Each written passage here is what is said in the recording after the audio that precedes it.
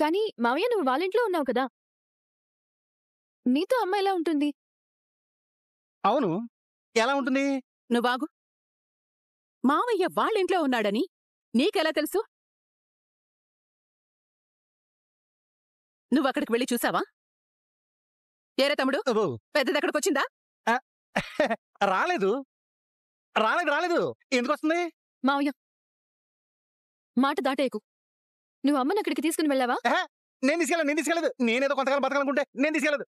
అలాంటప్పుడు అమ్మ ఆ ఏరియాకి ఎందుకు వెళ్ళింది? ఆ ఏరియాలో నీకేం పనమ్మా? అది ఏం పనులంటే నాకు పనులుండవా? 100 పనులుంటాయి. అదే అది ఏంట్రది? ఏమో కొబ్బరికాయ కొనడానికి వెళ్ళాను. కొబ్బరికాయ కరెక్టే. కొబ్బరికాయ?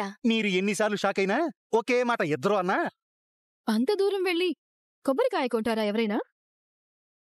మీ అమ్మ స్పెషల్, చాలా స్పెషల్ కదా అక్క. నువ్వు ఉప్పలకెళ్ళి చేపలు కొంటది, సికింద్రాబాద్కి వెళ్ళి చిక్కుడుకాయలు కొంటది, ఆదిపట్లకెళ్ళి ఆనపకాయ కొంటది. ఏమక్క కదా? ఇంకా ఆపండి మీ డ్రామాలు. ఏదైనా చెప్తే అది నమ్మేలా ఉండాలి. మీరిద్దరూ నాటకాలు ఆడుతున్నారని, నన్ను మోసం చేస్తున్నారని నాకు అర్థమవుతుంది. ఎవరిదే మోసం? ఎవరిదే మోసం? మీ మామ ఎక్కడున్నాడో నీకు తెలుస్తుంది. నేను ఏ ఏరియాకి వెళ్ళానో నీకు తెలుస్తుంది. మీ నాన్న ఎక్కడున్నారో నీకు తెలుస్తుంది. నువ్వు అదే ఏరియాకి వెళ్ళొస్తావు. కాని మీ నాన్న దగ్గరికి వెళ్తున్నానని, మీ నాన్నని చూశానని మాతో మాత్రం చెప్పావు. మీ నాన్నని చూడాలని నాకుండదా? మీ నాన్నతో మాట్లాడాలని నా ప్రాణం